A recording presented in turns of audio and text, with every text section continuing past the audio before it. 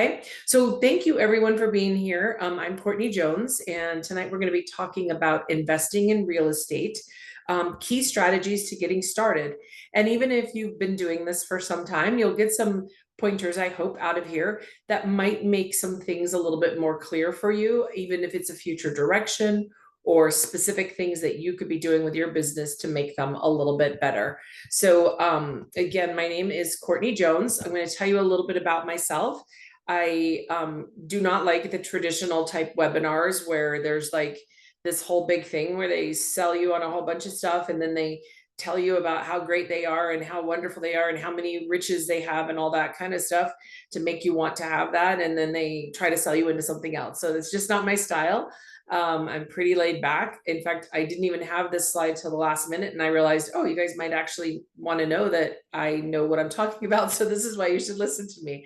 So I am Courtney Jones. I'm currently reside in two states. I live in Arizona and I live in Michigan. So just kind of depends on the day, the month. And I have been investing for 33 years. All of my investing has been no money down creative investing. In fact, until just a couple years ago when I helped my 19-year-old daughter purchase her first rental property with her own money. I had never even used a bank loan for a property until then, but we wanted it to be in her name, and so we ended up doing a bank loan and co-signing for her to help her get her start in the investing world. So I bought and sold over 1,000 properties, and again, never using a bank for any of them, all creative financing. And I've done over my 33 years a little bit of everything in this business, from buy and hold to wholesales, rehabs, notes, tax liens, lending, you name it, I've done it. Again, primarily through creative financing and using sub-2 type techniques for buying deals. I like to say that I use the real estate business to support my lifestyle, not the other way around. And so I do things as it makes sense for me and for my life and my business and what my needs are at the time. So as an example, at one point we were buying 6 to 10 to sometimes 15 houses a month, depending on how things were going.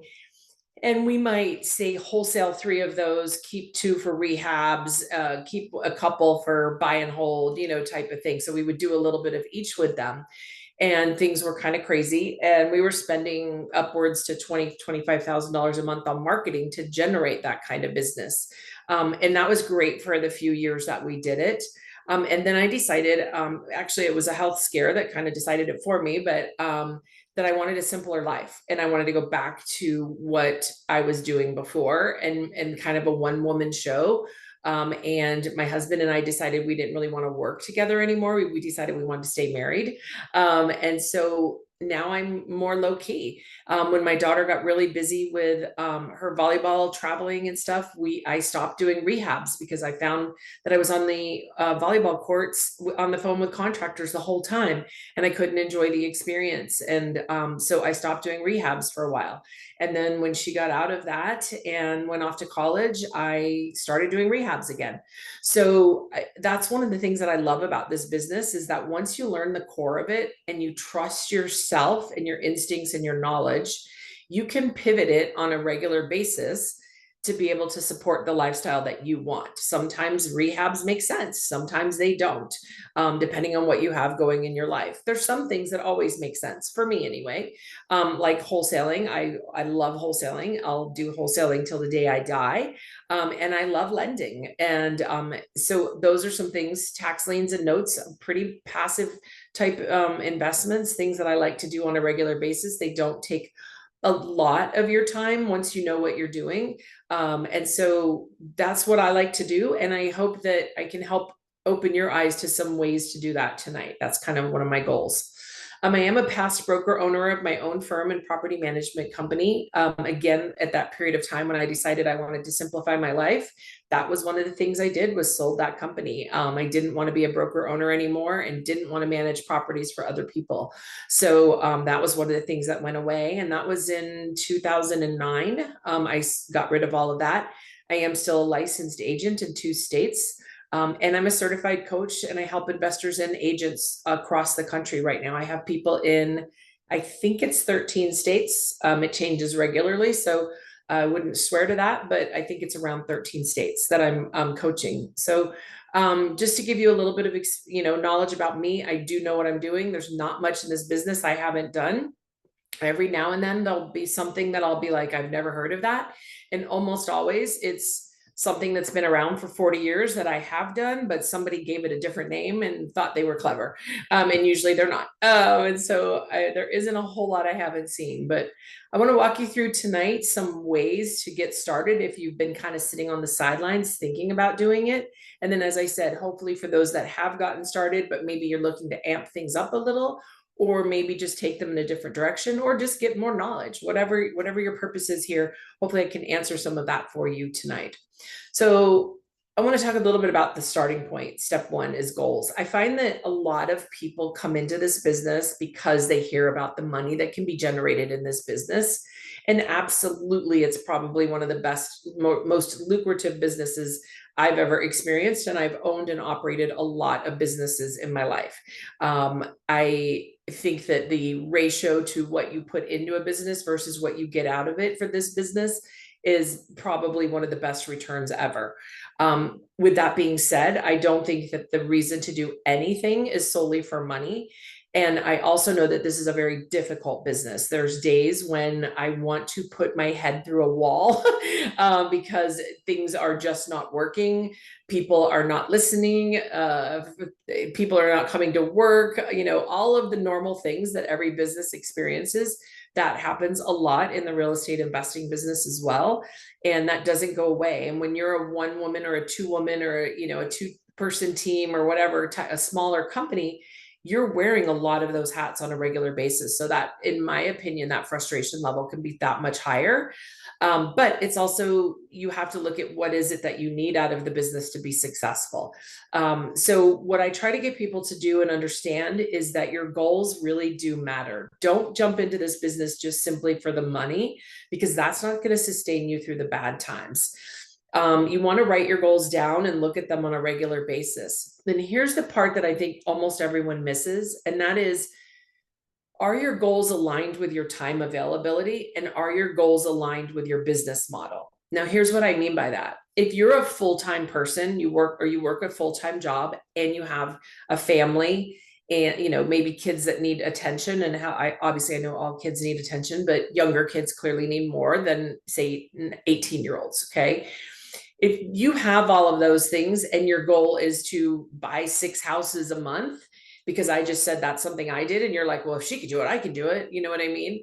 Then you need to decide, are those goals congruent with what I have available, right? So am I willing to make the sacrifices of not seeing my family, of not spending time with my family, of missing my kids' sporting events or school plays or, volunteer opportunities and all of those, missing dinners 3 nights, 4 nights, 5 nights a week, and all that type of stuff to reach that goal. So make sure that your goals are aligned with your time availability. You have to set yourself up for success. So there's a little bit of common sense that comes around with this. Also, if you've never made more than, let's say, $10,000 a month, and your goal is to make $100,000 a month, okay, great, it's a fantastic goal, but maybe we could start with 15,000 a month. Okay, it's still a step up, and it's more achievable. It's more realistic to your brain. Your subconscious isn't going to shut that down as something that's not achievable, just because it's such a different gap from what you were experiencing before. And what I mean by, are your goals aligned with your business model, is this. Oftentimes I'll talk to people and they'll say, well, I definitely want to buy and hold. I've already bought 2 or 3 properties, and I just don't know, when am I going to be able to quit my job? And I'm like, well, if you're buy and hold and your goal is to quit your job, then your first mistake was thinking those 2 things went hand in hand. Because now if you're buying 300 unit apartment complexes, sure. But if you're buying single family homes, that you're not going to be able to quit your job and replace your income for probably 10 years. The average single family home brings in, depending on the part of the country you're in, $100 to $300 a month per door. And almost always that's wiped away after a year when that person moves out and you have to go in and repaint. Well, there goes your $3,000 that you made, So buying and holding is not a creation of monthly income type business model. So make sure your goals are aligned with the business model and think through each of those business models to make sure that you're matching what you're doing and what your plans are for the business with what your goals are. So if you need big chunks of cash, then there's certain business models like wholesaling and rehabbing that lend themselves to that. If you want to build long, you love your job, you work somewhere that you love, you don't want to give it up, you've done it forever, but you just want to build generational wealth and pass something on and have retirement money, then buy and holds make sense. So that's kind of what I mean by that, like matching those things up together. Understanding the why behind your goal is the biggest thing. You'll hear people, I'm sure you've heard people say, what is your why? Okay, what is your why? So it's like I said earlier, it's if you just want to make some money and just want to achieve, say, some of the things that you see on social media or TV, gosh, help HGTV and all that, those channels, it's so unrealistic. Then that's not the why behind your goal. That's not what's going to sustain you during the tough times. You're 4 months into a rehab that should have taken you 3 months. Your contractor hasn't returned your calls for 4 days. Your hard money lender is pounding on your door to get your payments made because you haven't made the payments, and you're freaking out and stressing out over everything. There has to be a deep why. There has to be a reason that you're doing all of this, that you're getting out of bed and doing it on a regular basis. And it can't just be money. I need you to think deeper about what is the money for you. Is the money because you're wanting to create generational wealth and change the trajectory of your family? And so you realize that it's a long-term thing and it's not something that's going to change overnight. That can help sustain you through the tough times, right? Are you doing it because you just want time and money freedom? And so the time to be able to go help your kids at school when they need it, or, to pick them up from school every day at 3 o'clock, or whatever the situation is, that is a why behind your goal. Okay. Not just the money. So get really crystal clear on your why, because having that in a crystal clear vision and mentally picturing that on a regular basis will help you through the tough times. And it's super important that you start with that as a whole. Okay. Step 2 is to ask yourself, is there a model skill set match, which is sort of what I just alluded to a minute ago. You need to learn about the various business models a little bit. Okay. You need to be exposed to them, understand what they are, what they do, and all that type of stuff to figure out what it is you want to do every day. So learn about the various business models, whether it be wholesaling, rehabbing, buy and hold, owner financing, whatever. Okay.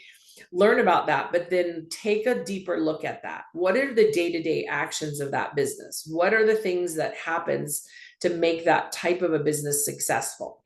And let me give you an example. So wholesaling, I always tell people, wholesaling is about negotiating and marketing.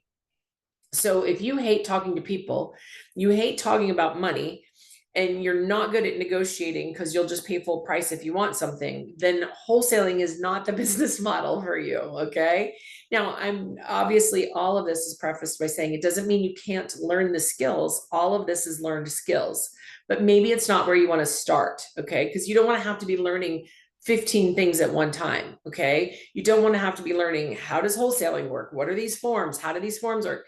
What are these computer programs I need to learn now? Oh, and on top of that, I have to learn to negotiate, and then I have to learn how to market, and I have to learn, so there's a lot to learn that goes into each of these components.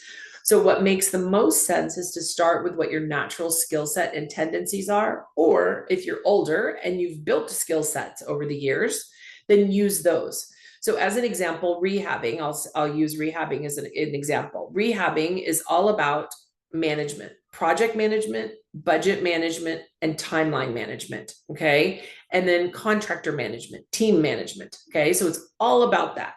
So if you're unorganized, if you're an unorganized person and you're constantly running around and you're just one of those artsy types. Okay. And you're better at just sort of flinging things and, doing things freely and everything, rehabbing is probably not a great place for you to go into the business, because it's very, very timeline oriented. Everything has to be down to the day, from the budget to the rehab schedule to the contractors. Everything has to be down to the day, and everything has to be managed. And you have to be willing to confront people to make sure that those things are managed, or else you're going to have incredible overruns. You're going to, eat up the tiny little bit of profit that you had built into that rehab, and you're going to end up having losing battles. Okay. So that's what I mean by, is there a model skill set match? And then think about what the day-to-day aspects of each business is. And does that sound like something that excites you? Okay. So wholesaling, if you say to yourself, okay, well, I saw a video where a guy said he gets on the phone and he just calls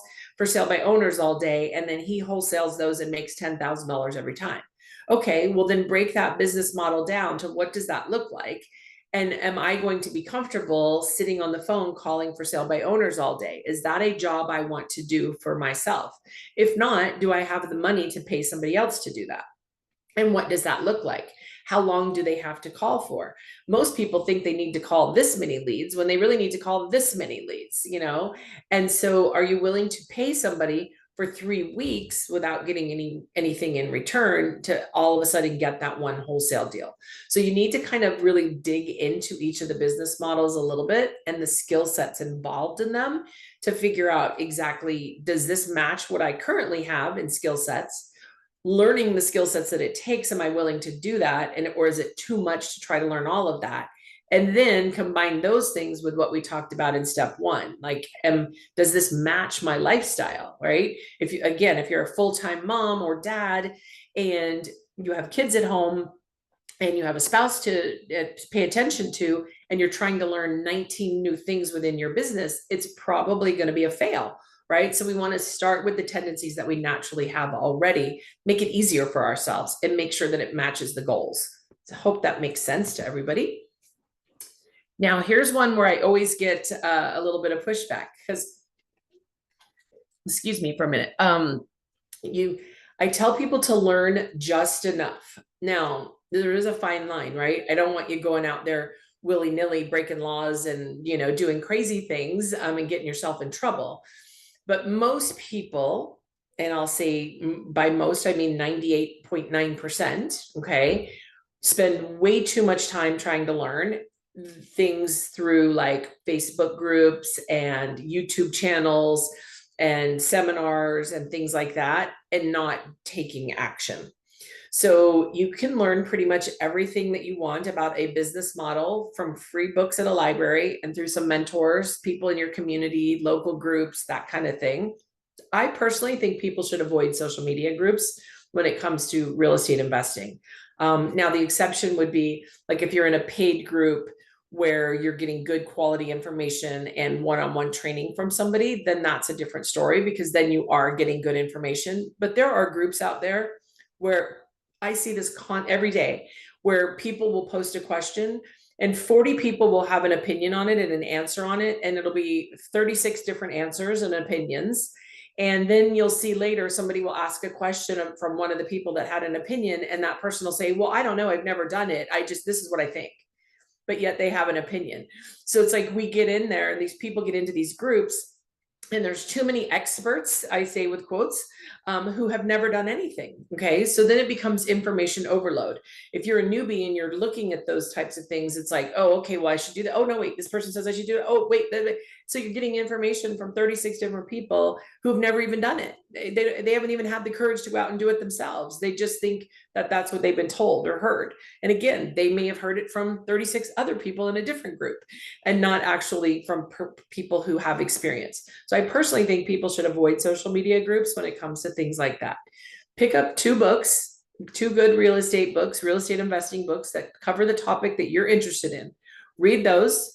Okay. Or listen to them if you're more of an audiobook type of person. And then that's it. Now you've got some basic knowledge.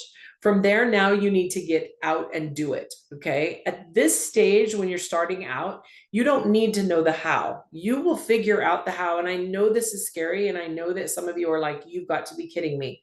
You don't need to know the how, just the what. And the what is not, how is it done? Okay. You need to know the concepts. You need to understand what it is. And then you need to just start taking action one step at a time. The one thing that's super difficult about real estate, it is not black and white. Okay. You're never going to know enough. You learn this business by doing. And I know that that is a very scary subject for many people. In fact, that's where I insert the reality check. If that last statement is something that you can't live with, then my reality check for people is you need to find another dream. Because if you're going to wait till you know everything to take action, 10 years is going to pass by. And I think I'm being conservative in that. I know people who've spent over $100,000 on education over a 5-year period of time and still not done a deal. That is, I mean, insane. Okay. That's just fear 100%. And that person is just waiting for, I don't know, that's just somebody who wants to be in social groups and doesn't really want to be a real estate investor. There's no need for it.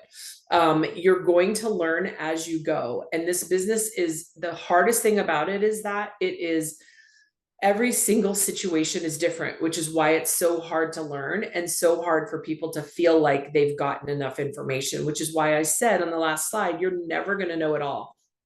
Never, ever, ever, ever, ever. I've been doing this 33 years. Still things pop up that I go, I don't know. I'm going to have to look into that one. Because things just constantly happen. We're dealing with humans. We're dealing with humans' emotions. We're dealing with different situations, different people. Every situation is very different. So when you bring 2, 3, 4, 5 parties together in a situation, and all of the different things that can possibly happen in that situation, and all of it, it makes for a lot of messiness. And your job is to figure that out and untie it.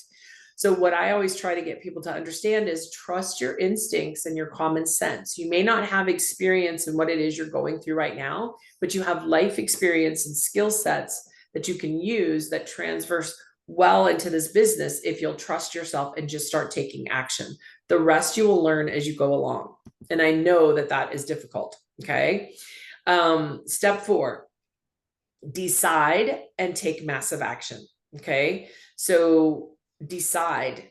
To decide, I always love to give people the definition of this because I see a lot of shiny object syndrome. And I want to kind of cover that a little bit. So to decide is to make up one's mind as to what shall be done and the way to do it.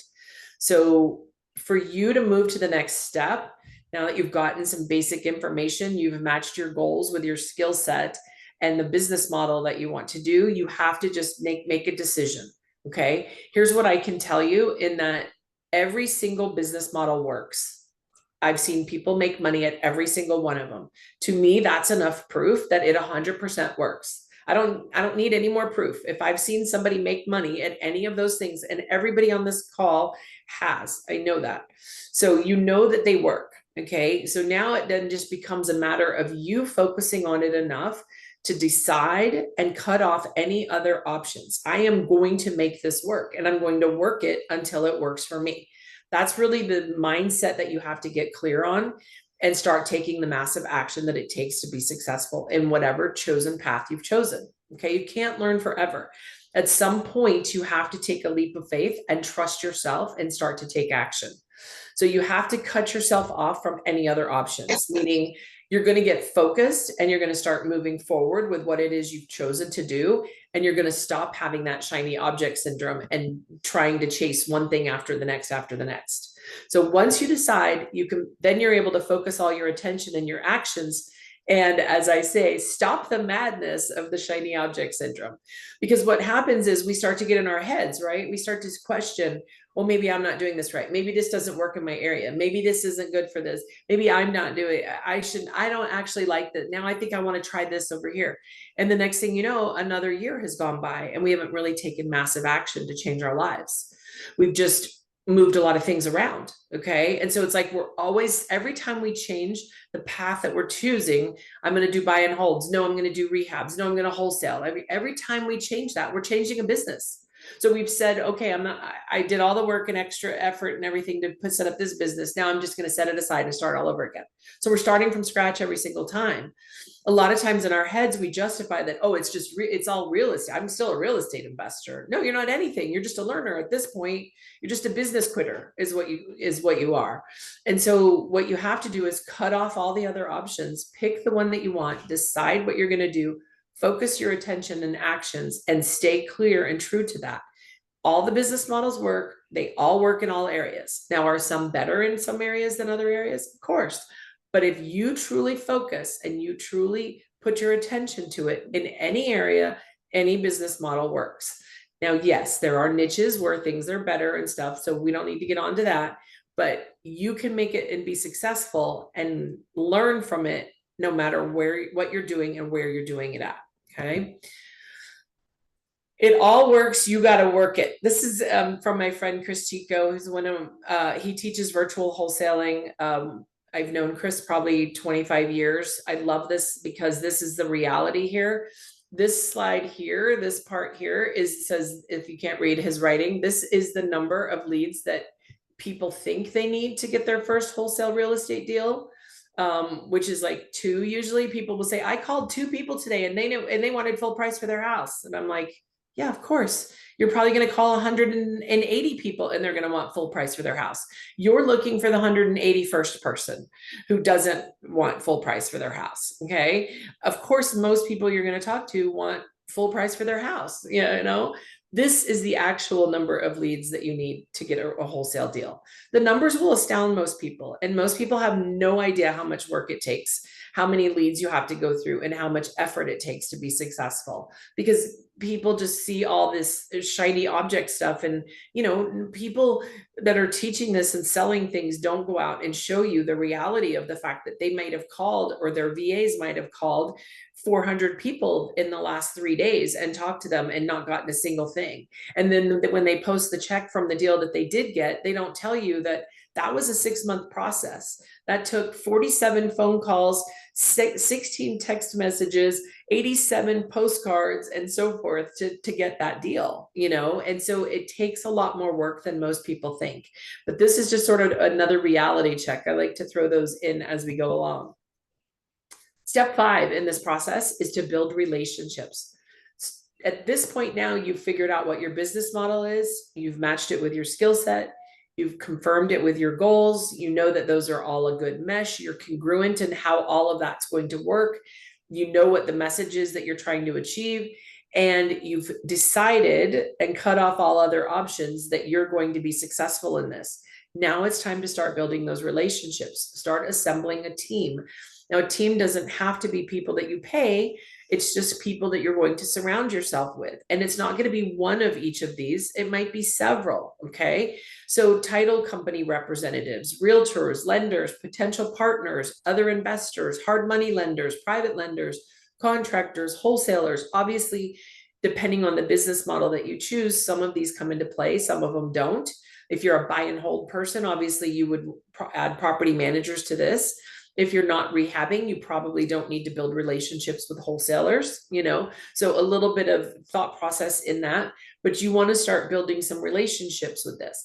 Now, the building of the relationships is actually going to be secondary to getting the leads, which is the next step we're going to cover. But I like to put this up front because it's kind of something that you're going to do all the time, right? So you're always going to be lead generating, obviously, and then you are always going to be building relationships. So if you go to a monthly RIA meeting in your area, or a weekly meetup or whatever, and you're meeting different people, great. You're starting to build those teams and those relationships with people who can help you along the way, who you can call when you have a question or a challenge or something you don't know how to do, or maybe they help you through a deal, or they fund a deal, or whatever the situation may be. You want to associate with people on a daily basis. So many people I see in here today and talk to try to run this business from their computer, never leaving their house. And I know very few people who can do that. Chris Chico, who I just mentioned, is actually pretty good at that, but he actually still leaves his house because he's quite social. But in general, most people cannot do that. You have to have a team around you, and relationships are built face to face, person to person, having conversations, getting outside of the computer. So start building those relationships once you know what your model is and you can speak clearly to it. And then you want to kind of talk as if you're already doing that, you know. So when you're meeting with title company representatives, you want to say things like, yeah, I'm a wholesaler and I'm looking for title companies that can help me get a list of motivated sellers. How can you help in that area? Okay. That way you have some specific things to talk to each of these people about. And then, the next question should be, and how can I help you? So you want to make this a give and take and start to build those relationships. All right. Step 6 is generate leads. But of course, this comes before everything. I like to work with motivated seller leads. Okay. So start generating motivated seller leads. Now, we could spend an entire hour-long talk on just generating leads. Okay. Obviously, I don't have time to do that tonight, but we could talk for just a full hour on generating leads. For those that want a more passive path and have the ability to wait for things to happen, then obviously working with things like realtors could help you generate leads faster. Okay. Obviously, then you're giving up some of the profits versus going direct to the sellers yourself. Okay. Also, if you want to have 5 realtors looking for leads for you, then you can be doing that. But again, you're giving up part of the profits that you would be putting in your pocket versus going to the motivated sellers direct. Okay. But then you have to manage those realtor relationships. Okay. Then there's also the time and energy and effort that it takes to call or mail or text or whatever method you choose to go to motivated sellers. So that could also be outsourced, or you might want to do it yourself. So there's a lot of things, and that's what I mean by we could spend a full hour on this alone. We could probably spend a full day, to be honest, on this alone and all the different aspects of it. But I want to give you some basics so that you can leave here understanding kind of what I do and what I recommend. So I recommend starting with motivated seller leads. Start generating those. Those lists you can buy from list brokers all over the internet. Google list brokers and you will find them. Okay. You can get them from title companies in most states. They can get you motivated sellers. My title company can get me foreclosures. They can get me code enforcement leads. They can get me vacant homes. So you can get those from your title companies. And in most states, that's also free. So once you build a relationship with those people, that's a benefit that you can get by having that relationship with them. These are just some of the marketing methods you can use to reach out to those people. Direct mail, personal favorite of mine. Bandit signs. I hate the look of them, but love the results I get from them. Door knocking, Facebook ads, referrals, realtors, code enforcement officers, wholesalers, all great ways to generate leads. I have a list that I give out to people of 20 ways you can generate leads without spending any money. These are things that you could be doing every day, like stopping by pawn stores. Every time you drive by a pawn store, stop and talk to them. Introduce yourself, give them your business card. Hey, do you know anybody who needs to sell a house? People are going into pawn shops all the time to sell their stuff because they're desperate, because they need money. Occasionally they go in there and they'll get to talking and they'll be like, yeah, I'm losing my house. And so you've got somebody there that you can help. So there's lots of things like that you can do to find these deals. Again, it just depends on how much time, energy, and effort you're willing to put into it. If you want the more passive one where you're just having the realtors bring them to you, that comes with its own set of entirely different challenges and frustrations, as well as the fact that you're giving up probably a good half of your profit opportunities. Okay. So just know that that's not good or bad. Obviously you're buying back your time. So there's pros and cons to both. You just have to be aware of them and think it through. Okay. Ask your title company business development person what resources they offer. Most of them offer a lot of different things that people are shocked to know. My title company people do all my flyers for me. They'll spend half the money with mailing things with me. They have these apps that you can put on your phone if you want to do your own door knocking. It's incredible, some of the resources that they have. So use those, and I don't like the word use, but use those resources, have those conversations, see how you can help one another and work together. Because once you start getting into it, you've decided what you want to do. Now 90% of your day should be spent generating leads. That 90% of your day, I want to say that again, should be spent generating leads, because until you are doing enough lead generation, you're not going to have a reason for anything else in the business. So if you're spending 3 hours putting together business cards, or 3 hours we're deciding on a website title, or 3 hours on this or that or whatever, all of that's wasted time, because until you start generating leads, None of that matters. You don't need all that other stuff. So 90% of your time should be spent generating leads for at least the first 4 or 5 months until you start getting regular leads in. And now you're getting, 2, 3 deals on a regular basis. And you've got some money in the bank, you're getting some systems down. Now you can back off a little bit, start to spend some time building systems, creating processes, bringing others onto the team to do some of the things that you need done. And step 7 is to figure out where will the money come from. Okay. And this is what usually stops most people in step 1, because they think they don't have the money. There's money everywhere. And I know it's frustrating when people say that, because you're like, yeah, sure, for you there is. No, there's literally money everywhere, especially right now. There's so much money on the sidelines waiting for good deals, people that will fund your deals for you. It's crazy. But there's a couple ways that you can get the money for deals. Okay. Your own money, obviously. You can borrow from your own resources, whether that's a 401k, an IRA, a savings account, all those types of things. So that's one way. Number 2, owner financing. So sellers will sell and owner finance for you. If you're not sure what that is, I don't want to teach a whole owner financing class right now, but it's basically where the seller of the home would become the bank. Okay. So they could either own it free and clear, or they might have a loan on it. Doesn't really matter, but they would be willing to let you make payments to them instead of making a big check payment to them for the house. Okay. That's another option. That's how I've done all my 1,200 plus houses. Hard money lenders. There's hard money lenders in all 50 states. A hard money lender, just so you know, is somebody who loans on the deal based on the numbers of the deal, not your credit worthiness or your job history or income or anything like that.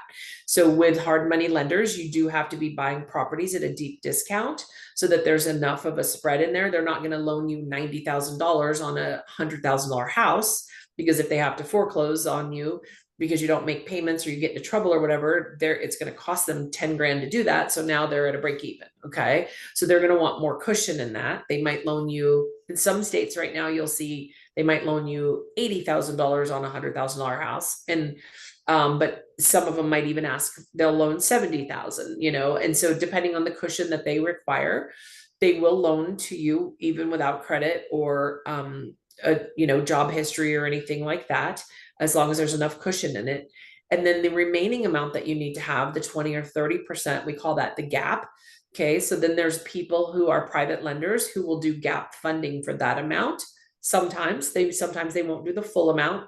Let's say the hard money lender is going to lend 80%. A gap lender might say, I'll do 10, but you got to come up with the other 10. I want you to have some skin in the game to prove that you're going to be here for the whole thing. Okay.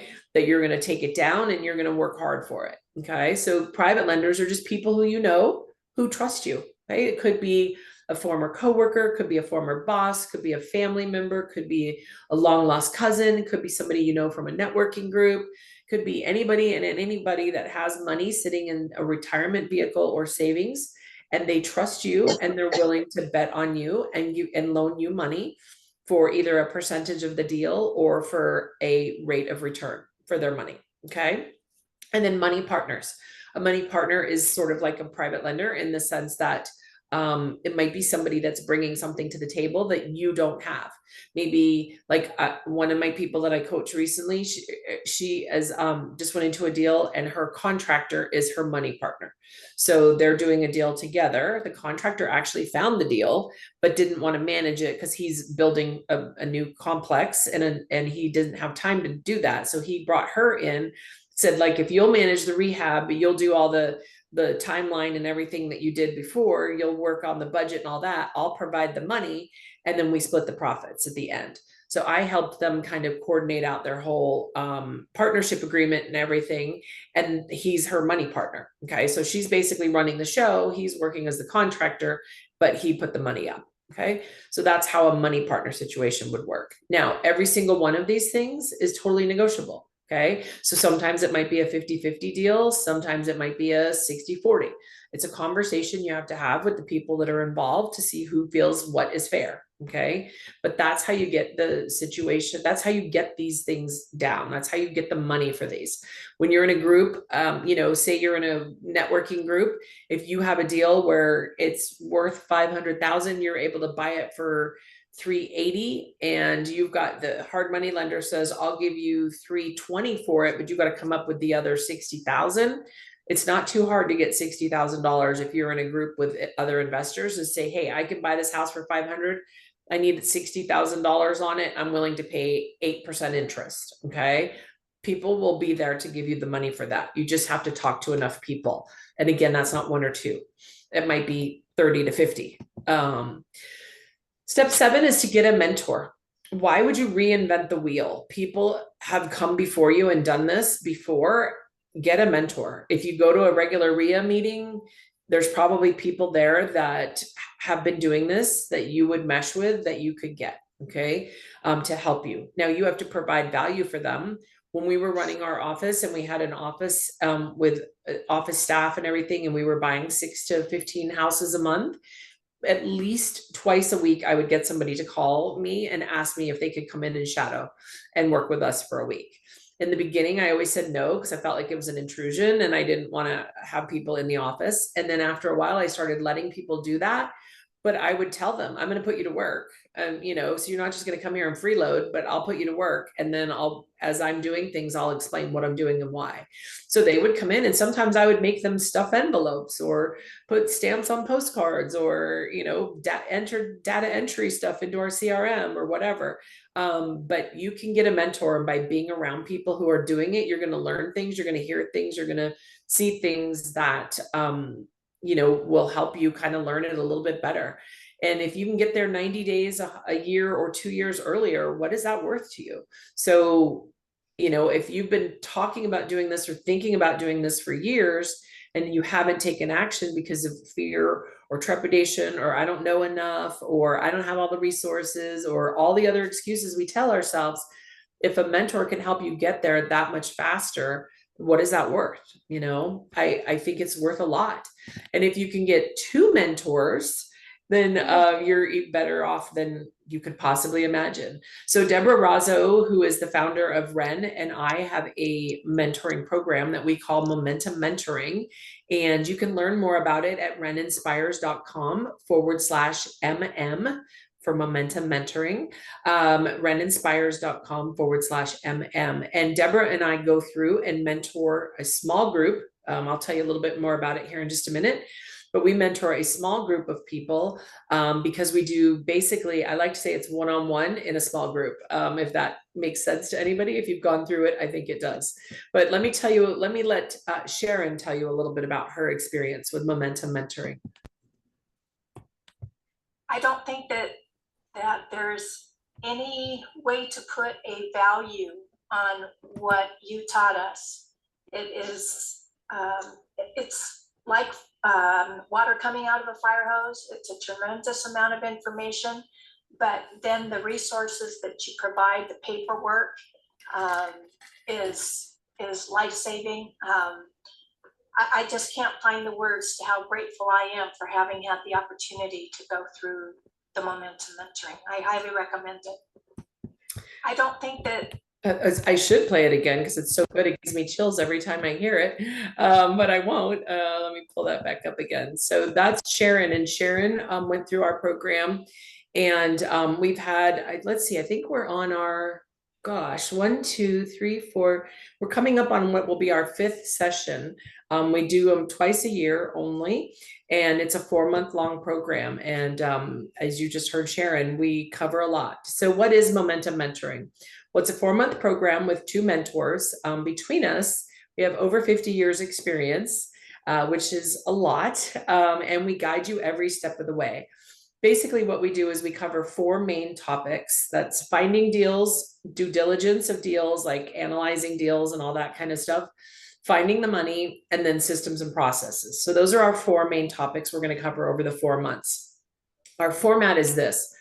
The first, we do a call every 2 weeks, okay? The first call, and it's 2 hours long. The first call, we do more training. So we talk about finding deals, our experience in it. We role play an example. We role play me calling Deborah as a seller, and what does that sound like? What questions do I ask? What does that look like? So that you're getting that training, okay? So the first call of the month on the specific topic is more of a training. And then we give you homework at the end of every call. And then the second call of the month would be a round robin, where we come back together and say, okay, you did your homework, you did what we told you to do, and now let's talk about it. Where were your stucks? What happened? What questions came up that you didn't even know you had that you need answers to? Okay, what experience did you have? Okay, that was bad. Let's see, how could you have handled that differently? And so we walk you through exactly how to untangle all the things that you came up with that caused issues, challenges, frustrations, all that kind of stuff. So we meet every other week for 2 hours, and everyone participates and everyone takes action. If not, we kick you out. So if you're coming because you just want more information, this is definitely not the group for you. In fact, that's my next slide, is who is this not for? We have kicked people out in the past. If you have zero investing knowledge, and like I just said wholesaling, and you were like, well, I don't know what that is, this is not really the group for you, because we don't have enough time to go through all that for you. It's more about action taking and doing the work than it is training. So people who are not action takers, not going to like this group, because we call you out in front of a small group. And like I said, we have had people that we've asked to leave because they're just not doing the work, and we've given them their money back. People who have to know every single little detail before taking action, this is not for you. The design behind this is Deborah, obviously being the founder of Ren, has people come to her all the time asking for mentoring, and Deborah doesn't want to do one-on-one mentoring. She never has. So she used to refer those people to me. And but finally one day we started talking, and we were like, there's such synergy that you get in groups, and such a benefit that people can get from that, and holding each other accountable and then helping each other as well, that we decided to come up with this kind of group thing. And she said, I'd be willing to do group mentoring if you were involved in it. And I'm like, all right, I'll do it. I've never done group mentoring before, but let's do it. So the idea was, we know there's a lot of people out there who've already gotten a lot of information. You've been to seminars, you've been on Facebook groups, you've watched YouTube videos, you've done all that. But for whatever reason, you haven't taken action. It's usually because there's a few little pieces missing, or you just kind of want somebody to hold your hand as you go through those actions. And that's why we put this group together, because that's really what we're doing. We're holding your hand as you go through these actions, but we're giving you the actions to do step by step. And then it's your job to go do those over that 2-week period.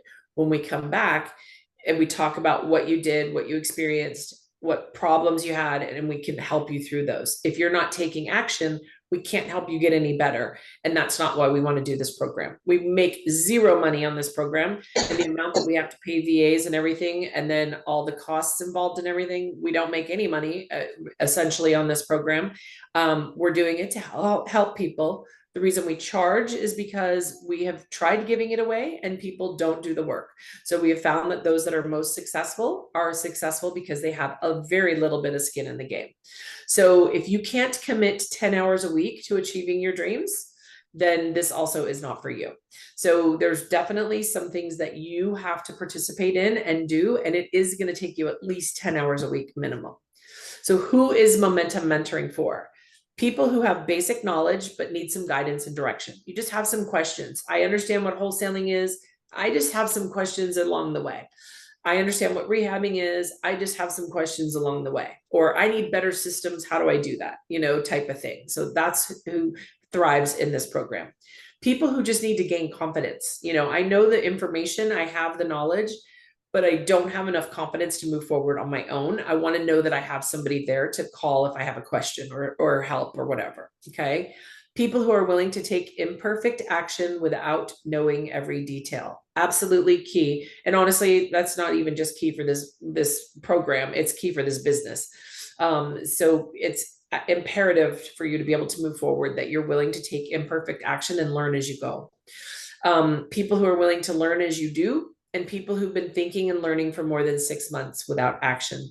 If you're somebody that's listening to this right now and you've been studying and learning and attending meetings or things like that for more than 6 months and you haven't taken action, there's a deeper reason. You have fear, you have confidence issues, you're making excuses, or your why isn't strong enough. And whatever that is, We don't know, but we can get into it and help you get through that and figure that out. And so you would be a perfect candidate for this program. So what do you get? So you get 4 months of small group training, again, mentoring and accountability from 2 experts and a group. You get an entire group. You're buddied up with somebody who's your accountability partner who you'll talk to weekly. And then the whole group, because we do keep this group small, we never take more than 17 people. We keep this group very small. So it's basically 2 of us helping the 17 of you. Everybody talks on every round robin. So you get to know each other and your goals a lot. And you tend to start to hold each other accountable and also encourage each other, which is really awesome. We also give you a specific daily action plan for your chosen path. So one of the first things we do in the very first meetings is talk about what is your business model and how much time do you have to put into it. So as an example, if you say, I want to do rehabs and I'm going to be doing it part-time, then we create an action plan for you for these are the things you need to do every single day to move your business forward to become a part-time rehabber. So we give you a full-blown action plan for creating that business model for yourself. We give you real world examples, lessons, and homework to cut through the noise and get you into the game. And what I mean by cut through the noise is things that are not important, like setting up your LLC before you've even bought a property, or worrying about your website for more than 10 minutes, okay? Or any of those types of things that are just noise where you're pretending to be an investor. We want you to actually get into the game and actually become an investor. So we're going to work through all of those things with you and help you to get there. You get everything that we work through in the program: spreadsheets, documents, training, accountability, all that kind of stuff. We also do all of this as every 2 weeks, as I said, in a Zoom call. And then we have a private Facebook group that all of our past Momentum Mentoring people are a part of, and then the current ones. And we post all the recordings of all the trainings in there, as well as all of our documents and spreadsheets and things that we use on a regular basis.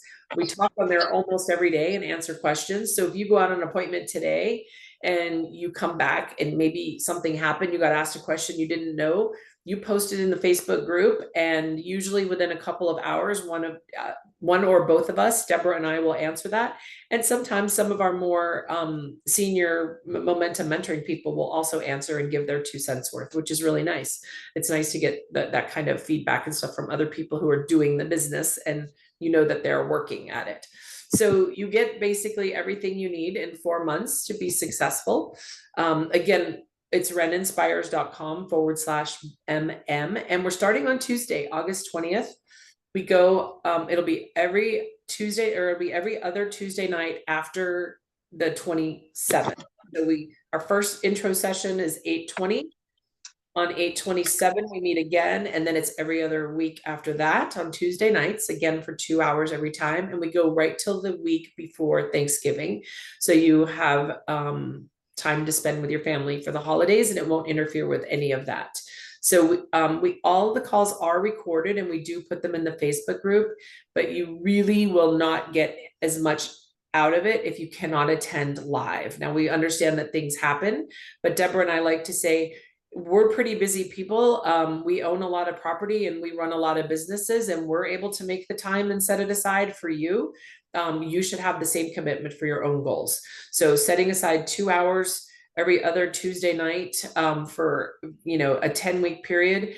If you don't have the ability to do that and the focus to do that, then you're probably not ready to achieve your goals. But we do start on Tuesday, August 20th, and we would love to have you join. If you heard all of that and you think that you are a candidate and that you would benefit from it, then we would love to have you participate with us, and we would love to work with you. We only have seats left for 14 because we have had a few sign up already. Because they wanted to do it last time and they missed out. So we've only got seats for 14 right now. But again, it's reninspires.com/MM. And on there, you will see all the dates are laid out. There's more testimonials like Sharon's, so you can see we are legit. We do teach people. We've had amazing things. We had Angie bought 2 apartment complexes and did a rehab during our last program. Anna bought her first rehab and then was starting her second one right before we ended. We've had people start their short-term rental businesses. We've had people start with other rehabs. Christy did, I want to say 2 rehabs. I won't swear to that. I was on the phone yesterday with Jeannie, who just sold one of her properties because she's buying a small apartment complex and also starting some rehabs. So we've had incredible success from people who have taken action because having two experts at their side has given them the confidence that they needed to move forward. So if there's any questions, go ahead and put them in the chat box, and I'm going to minimize this. Give me a minute to figure that out. Again, not my expertise here. Hold on. And then let me stop my screen sharing. And then I can see you. There we go. Hello, everyone. All right, there we go. If there's any questions, go ahead and put them in the chat, and then I'll take those, and then I'll open up the lines. If you don't have anything in the chat, you're welcome to ask me a question out loud, but hold on, give me a minute to read these and just see if I missed anything. Are we able to get a PDF of the presentation in an email? Rochelle, do you mean this presentation? Can you unmute yourself or pop it in the chat, either way? Whatever is easier. I don't know why in the world you would want it, but yeah, okay. I mean, I'm happy to give it to you. Are we able to get a PDF of this presentation? What CRM do you use or like? So the CRM that I use today is called RealFlow. It's been around for a little while. I'm not sure that it's the most advanced in the world today, but I was one of the beta testers for it back in like 2005 when it was first created. And so we have, thousands and thousands and thousands of leads and people and properties and everything in there. So changing would be kind of a nightmare, but I do like it. Yes. When it comes to CRMs, Elena, he's absolutely precious. When it comes to CRMs, the thing about CRMs is they all basically do the same thing. It's like a lot of things. They all basically do the same thing. There's whatever one gadget that one of them has that the others don't, the others are going to come out with it in a short period of time. What matters for CRMs is that you find one that works like your brain. And what I mean by that is like all computer stuff is the same, right? Like I can hop on PowerPoint and be like, oh my gosh, I can't figure out how to do anything here. And you can hop on it and be like, oh, well, and boom, you're done. It doesn't have anything to do with tech savviness or anything like that. It's just there's the programs, the user interface is designed in a way that makes sense to your brain. So just find one that makes sense to your brain that you're not, obviously you're going to have a learning curve. You're going to have learning time involved. But if, as long as it makes sense to you that when you hop on, you can figure some basic things out so that you're not spending 4 weeks learning a CRM. And you don't need a CRM until you're like well into the business. Okay. In the very beginning, if you're not doing a whole lot of business, then a CRM is not even necessary. We didn't get a CRM until we were buying 6+ houses a month. So you can run an awful lot from like a spreadsheet and some good calendar programs and things like that. I wouldn't, because you have to think about what you don't want to be spending your time learning, right? So getting a new CRM is a good 10, 20-hour learning process. So if that's 10 to 20 hours away from lead generation, then that's, another few months of delaying you getting any money from doing a deal. So don't let yourself get sucked into that drain where you're constantly focused on doing things that don't matter yet. The leads have to come first. That other stuff comes later. How do you help me discover what best business model is for me? Well, I hope I just did that by telling you a little bit about, I don't know who that actually is, and I don't want to say Pro 1000 because I know that's not your name, but hopefully that I just did that a little bit. You need to think about your existing skill set. What do you like to do? What do you want to do? And what are your goals? Okay. So if your goals are to quit your job because you hate your job, then don't think of doing buy and holds as a primary business model. That doesn't mean you're not going to get to that. After several flips, whether it be through wholesaling or rehabbing, you're going to want to for the tax benefits. Okay. So it tends to get to the point where you're going to do about 3 flip deals, whether it be, again, wholesaling or rehabbing, and then you're going to want to do a buy and hold to have to some offset those taxes. Okay. But it's not going to be your primary model. Okay. But if you don't like talking to people and negotiating, then don't do wholesaling.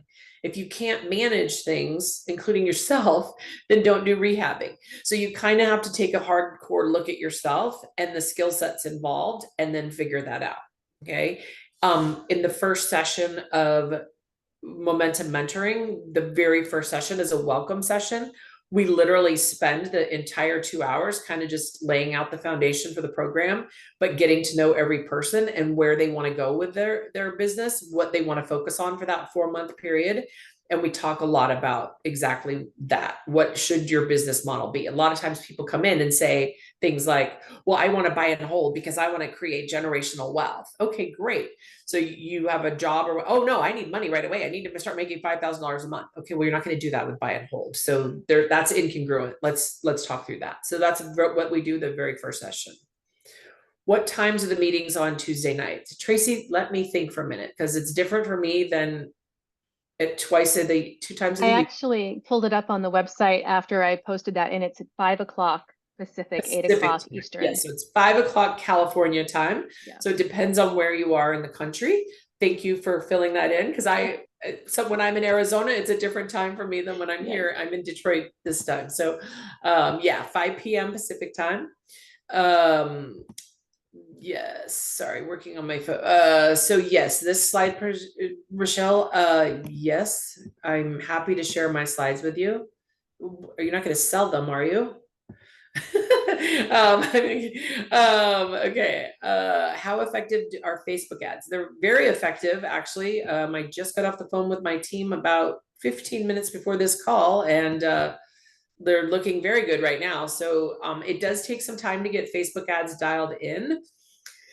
And you have to, it's definitely not something you can do on your own unless you just happen to be an SEO expert. And, but I definitely struggled with it in the beginning. I feel like we spent a ton of money getting it all dialed in properly, but that's kind of what it takes for them to get to know your area through the ads and what responses they get and all that. So in the beginning, it's like, I would be like, oh, $150 was just charged, another $150 was charged. And I'm thinking, oh my gosh, we haven't had a single lead. What's happening? And after about, 5 or 6 days, I was like, this is insane. I just spent $1,000 and I haven't gotten a single lead. But once they got it, and they kept reassuring me that, this was normal and all that. And I honestly just had to trust. And I did have an amount in my head when we started doing it, like, okay, I'm willing to risk. I think if I remember correctly, it's been a while, but I think it was $3,500. I was like, I'm willing to risk $3,500. If we don't get any, if it doesn't look like this is going to turn out to be anything, I'm going to stop it at that. And around the $2,800 point, finally, we started getting some leads, and nothing still turned into a deal to where it was like, okay, it's paying itself back. But at least we were getting enough in that I know the business enough to know that once we started getting those leads into our funnel, eventually one of those was going to pop. And now I wouldn't not do them, to be honest. So very, very effective. It does take a little while though. I think it took, yes, the whole recording will be available. I think it took probably 4 to 6 months before I really was like, okay, yeah, we finally have this dialed in. Oh, that's really good information. Okay. Yeah, and we're still always testing things. Like, we'll test different graphics, different headlines, try new things, all that kind of stuff. And then of course, when you get it down, Facebook changes their stuff, and then you have to kind of start again. So, life. It's okay. It's okay. You don't have to unmute, Michelle. It's fine. I can probably unmute you, to be honest, but if you want the presentation, yes, the recording will be available to everybody that's on here. All right. Any other questions? I don't see any more in the chat. Did I miss somebody? I'm sorry. I'm, as you can see, kind of a dork when it comes to technology. So if I missed you, I'm sorry. How do you help me discover? If you want to unmute yourself, anybody, and ask a question, you're more than welcome to do so. Time on meetups. Which meetups, Elena? If you were to sign up for the mentoring, what time are the meetups? Like every 2 weeks? Yes, so we meet on Zoom, and it's at 5 p.m. Pacific till 7 p.m. Pacific.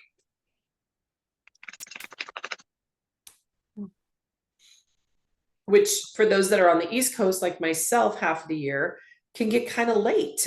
We start at 8 my time and we end at 10. So at certain times of the year, I get a little grumpy towards the end of the meeting. So if you haven't taken action and you haven't done your homework, it's not uncommon for me to get a little cranky at you. All right, any other questions?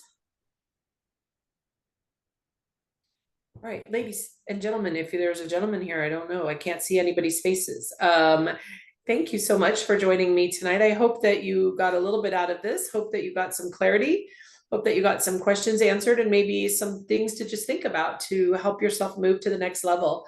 Again, we'd love to have you join us if you meet the criteria that we're looking for. And if you're at that place where you're stuck and you just need some guidance and help and hand-holding to move to that next level, Deborah and I would love to get you there. And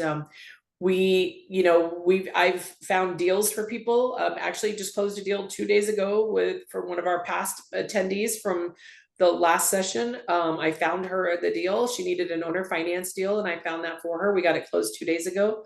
So we really are all in at helping you be successful. We truly do this from our hearts and wanting to help and empower women to be successful in this business and enjoy the things that we've enjoyed out of it. For me, it's time and money freedom. And for Deborah, I think it's pretty much the same. She also just loves to empower women, which obviously is why she started Ren. So we just really want to kind of help people. And if we can help get you across the line by helping guide you along the way, we really want to be a part of that. And we look forward to working with you and hopefully we will see you all again soon. So it's reninspires.com/MM. Thank you, everyone. Bye.